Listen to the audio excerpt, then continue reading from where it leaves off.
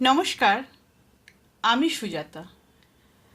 আজ আমার এই গল্পটি যদি আপনারা আমার YouTube channel thoughts of mind by Sujata থেকে দেখে থাকেন, তাহলে অবশ্যই চ্যানেলটিকে লাইক, কমেন্ট ও সাবস্ক্রাইব করার অনুরোধ রাখলাম।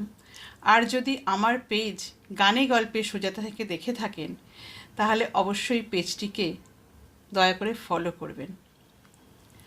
আজ আমার এই গল্পটি একটু অন্যরকম, একটু ধারায় তৈরি। ৮২ বছরের এক বৃদ্ধা, পেটে ভীষণ ব্যথা। ডাক্তারের কাছে তাকে নিয়ে যাওয়া হলো। ডাক্তাররা পরীক্ষা নিরীক্ষা করে যা দেখলেন, তাতে তাদের চক্ষু ছানা বড়া। তারা দেখলেন পেটের ভেতরে রয়েছে একটি মৃত বাচ্চা, ৪০ বছর ধরে। এই ঘটনাটিকে বিজ্ঞানীরা বলেন লিথোপিডিয়ান বা স্টোন বেবি। চিকিৎসা বিজ্ঞানে এটি অত্যন্ত একটি বিরল ঘটনা।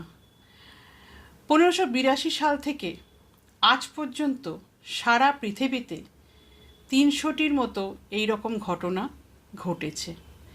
সাধারণত গর্ভাবস্থায় নিষিক্ত ডিম্বাণুটি জরায়ুর মধ্যে এসে সংযুক্ত হয় এবং সেখানেই বেড়ে ওঠে।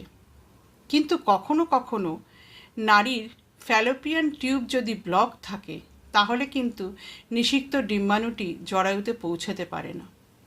ফ্যালোপিয়ান টিউবের ভেতরেই সেটি বাড়তে থাকে, যাকে বলে একটপিক প্রেগনেন্সি। ফ্যালোপিয়ান টিউব শিশুকে ধারণ করার মতো জায়গা রাখে না, তাই টিউবটি ফেটেও যেতে পারে।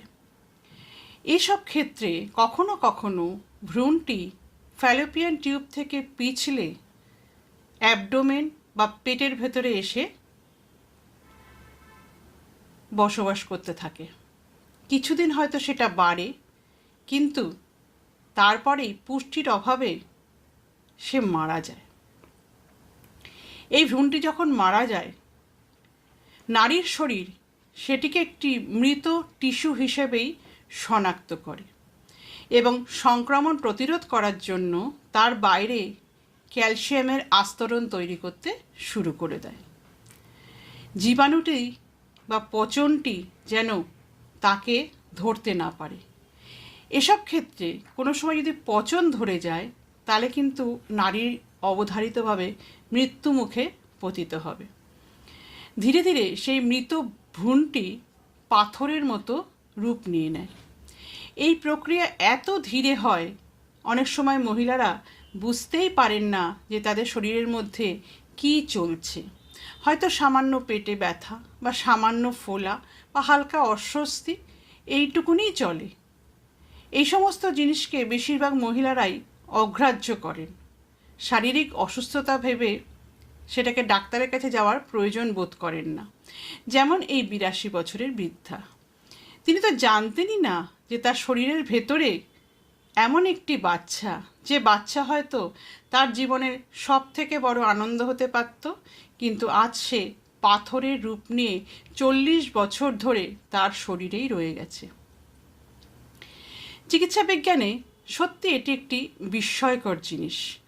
আজকের আধুনিক যুগে কিছু কিছু নারীরা নিয়মিত স্বাস্থ্য পরীক্ষা কিন্তু করান না, যারা বিশেষ করে গ্রামীণ জায়গায় থাকেন বা দরিদ্রতম জায়গায় থাকেন।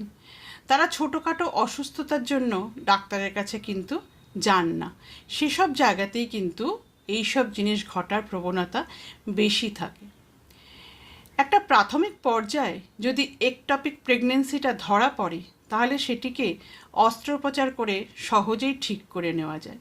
কিন্তু যদি দেরি হয়ে যায়, তাহলে কিন্তু বিপদের সম্ভাবনা বেড়ে যায়।